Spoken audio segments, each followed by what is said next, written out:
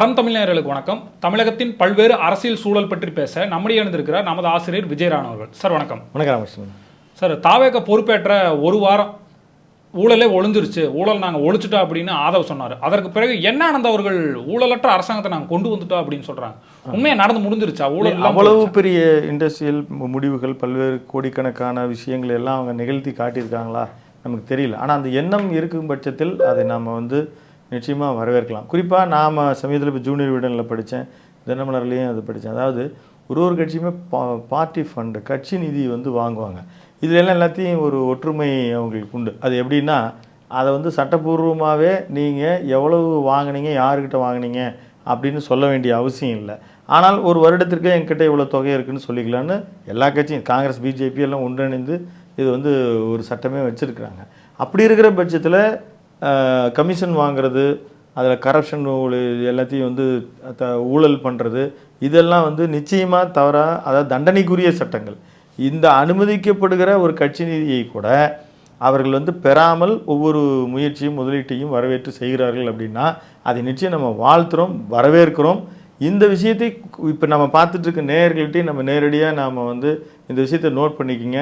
ஒருவேளை இது மாதிரி அவர்கள் தவறி நடந்தால், ஏன்னா நம்ம நிறைய இடங்களுக்கு போகும் பொழுது அது தினசரி ஒரு சான்றிதழுக்காக பெறக்கூடிய தாசில்தார் ஆஃபீஸ் ஆகட்டும், பத்திரப்பதிவு அலுவலகமாகட்டும், எந்த ஒரு அரசு அலுவலகங்களுக்கும் நீங்கள் போகும்போது லஞ்சம் கொடுக்க வேண்டிய தேவை இருந்தாலும் சொல்லுங்கள். அதேமாதிரி பெரிய இண்டஸ்ட்ரியலிஸ்ட்டு, ஏதாவது இன்வெஸ்டர்ஸ், இந்த மாதிரியெல்லாம் போகும்போது கூட ஒரு வேலை ஏதாவது ஒரு பாயிண்டில் ஏதாவது ஒரு புரோக்கர் கேட்குறாங்க அப்படின்னா நிச்சயமாக எனக்கு தெரியப்படுத்துங்க. இந்த முன்னெடுப்புகள் அது வரவேற்கக்கூடியது, வாழ்த்துறோம். அதை தவறி நம்ம டீவியேஷன் ஆகுது அப்படின்னா அதை கண்டிக்கக்கூடிய, அதை சுட்டி காட்டக்கூடிய இடத்துல, ஏன்னா இந்த மாதிரி ஒரு நம்பிக்கையை கொடுத்து தான் வந்திருக்கிறாங்க. நாங்கள்லாம் தேர்தலில் வாக்காளர்களுக்கு பணம் கொடுக்கல, அதனால் நம்ம நேர்மையான டிரான்ஸ்பரண்ட்டான ஒரு ஆட்சியை கொடுக்குறோம் அப்படின்னு அவங்க நினச்சி செய்தால் நிச்சயமாக நம்ம வரவேற்கணும். அங்கே டீவியேஷன் ஆகுது அப்படின்னா அதை கண்டிக்கக்கூடிய இல்லை சுட்டி காட்டக்கூடிய இடத்துலையும் நாம் இருக்கிறோம், அதையும் செய்யலாம். தாவேக அரசு பொறுப்பேற்ற உடனே இளம் அமைச்சர்கள் பதவியேற்றாங்க சார். அப்போ அனுபவமின்மை இல்லை அவங்களுக்கு. இவங்க எப்படி போய் ரன் பண்ண போனாங்க அட்மினிஸ்ட்ரேஷன், இப்படிலாம் சொன்னாங்க. இன்றைக்கி ஒரு மின்சாரத்துறை அதிகாரியாக இருக்கட்டும், தொழில்துறை அமைச்சராகட்டும், பல்வேறு அமைச்சர்கள் பேட்டி கொடுக்கும்போது ஒரு முதிர்ச்சியின்மை காட்டுது. கிட்டத்தட்ட கோவை சிறுமி பிரச்சனை வரும்பொழுது இதெல்லாம் அட்மினிஸ்ட்ரேஷன் கொஸ்டின் தான், பாலிடிக்ஸ் கொஸ்டின்னா 6 மணிக்கு மேலே கேளுங்கன்னா சொல்கிறாங்க. அரசு விழாக்களில் அவங்க அரசு சார்பற்ற கேள்விகளுக்கு, அதாவது அரசியல் கேள்விகளுக்கு பதிலளிக்க மாட்டாங்க. இது ஒரு அரசு தொடர்புடைய அதுன்னு அந்த அமைச்சர் அவர்கள் பிரித்து சொன்னாலும், இல்லை நீங்கள் பெண்ணாக இதை எப்படி ஃபீல் பண்ணுறீங்கன்ற கேள்வி கேட்டாங்க. நீங்கள் இதுக்கு முன்னால் ஒட்டுமொத்தமாக ஒரு கேள்வி கேட்டீங்க, அனுபவம் இல்லை. இப்போ 60 வயசில் இன்றைக்கி ஒருத்தர் முதல்ல தேர்தலில் நிற்கிறார். 60 வயதில் நிற்கிறாரு. முதல்ல தேர்தலையே அவர் மந்திரி ஆகிறார். அதுக்கான வரலாறு நிறைய இருக்குது. அவர் ஆனதுனால அவருக்கு அதுக்கு முன்னால் எக்ஸ்பீரியன்ஸ் இருக்கா? அந்த மாதிரி எத்தனையோ விஷயங்களில் நம்ம சொல்லலாம். இப்போது பல இடங்களில் முதலமைச்சராக இருந்து பிரதமரானார்கள், சில இடங்களில் நேரடியாக சென்ட்ரல் மினிஸ்டராக இருந்து பிரதமராக இருக்கிறாங்க. இது மாதிரி நம்ம எத்தனையோ விஷயங்கள் நம்ம சொல்லலாம்.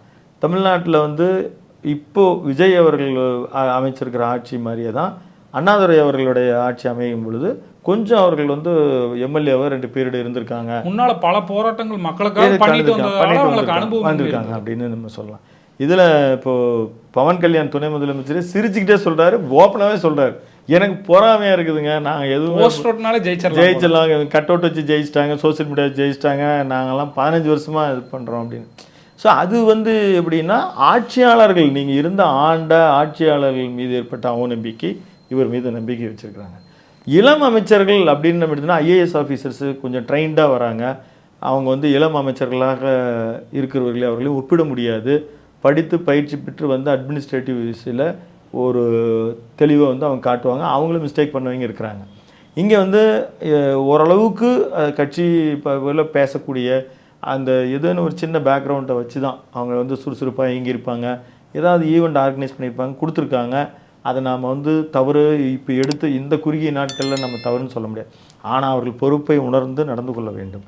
பேசுவதற்கு முன்னால் நாம் அதே ஒரு ரசிக மனோபாவம் இல்லை, ஒரு ரீடேக் எடுத்துக்கலாம். சுற்றுலாத்துறைக்கு சுற்றுச்சூழல்னு சொல்லிட்டேன், அதுக்கெல்லாம் இங்கே இடம் இல்லை. அது ரொம்ப பெரிய அளவில் உங்கள் அமைச்சரவையை பாதிக்கும். அது மாதிரி நிறைய விஷயங்கள். இப்போ தொழில்துறை அமைச்சர் செல்வி கீர்த்தனா அவர்கள் அதில் நானும் ஒரு ஈவெண்ட்ல எல்லாம் சந்திச்சிருக்கிறேன். ரொம்ப திறமைசாலி தான், அதில் எந்த சந்தேகமும் கிடையாது. அவர்களோடு உரையாடி இருக்கிறேன். அவர்களுக்கு பல்துறை விஷயங்கள் தெரியும் அப்படின்றதுல நம்ம இந்த இடத்த சொல்லிடுறோம். ஆனால் அவரே வந்து ஒரு மந்திரியாக பொறுப்பேற்றிருக்கிற அவரே வந்து 6 மணிக்கு மேலே தான் பாலிடிக்ஸ் இல்லை, அப்படி இல்லை. அவர் வந்து இப்போ தொழில்துறை சார்பாக ஒரு வீடியோ போட்டிருக்காரு. அதில் என்னென்னலாம் அவர் எக்ஸ்பிளைன் பண்ணியிருக்காரு. அதில் ஒரு கார்ப்பரேட் சிஇஓ மாதிரி அவர் வந்து அதை ப்ரொஜெக்ஷன் பண்ணியிருக்காரு. ஒரு இளம் பெண்மணியாக திறமசாலியாக ஒருத்தர் தொழில்துறையில் வந்திருக்கிறத நிச்சயமாக நம்ம வாழ்த்துறோம். அதே வேளையில் எல்லா விஷயத்தையும் நாமளே செய்யணும் அப்படின்னு நினைக்கக்கூடாது.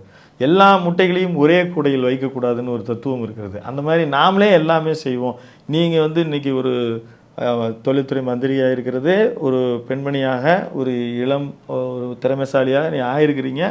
ஆனால் நான் வந்து இப்போ விளம்பரம் பண்ணுவேன், அதுவுமே நானே பண்ணுவேன் அப்படின்ற நினைக்கிறதெல்லாம் தேவையில்லை. கோயில் பண்ணியிருக்காங்க, நிறைய முதலீடுகள் இருக்கிறதுக்கு நிறைய தலைவர்கள் அதுக்கான கான்ஃபரன்ஸ் ஸ்டேஜஸ் பண்ணியிருக்காங்க. அதுக்கான ரீல்ஸ் எல்லாம் போட்டதில்லை. அஃபீஷியல் இதில் உட்காந்து இது செய்தி விளம்பரத்துறைன்னு ஒன்று இருக்குது. அதனுடைய முழு நேர பொறுப்பு அவங்களுக்கு இதுதான். இதை கொடுத்து கண்டென்ட் கொடுத்து பண்ணுவாங்க. நீங்கள் பேசலாம். இப்போ பிடிஆர் அவர்கள் கடந்த காலத்தில் பேசியிருக்கார். துறை சார்ந்த விஷயங்களை ஒருத்தரும் பேசலாம்.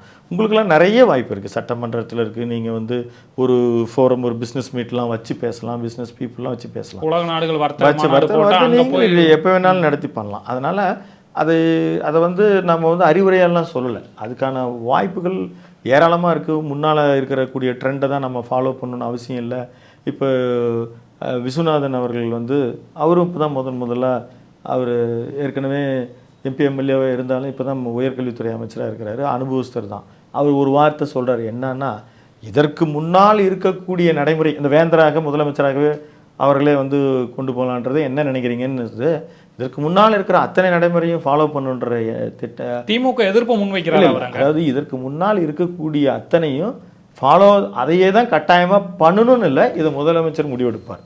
இது அவங்க மறு அறிக்கை கூட அவர் விட்டுருக்கார்.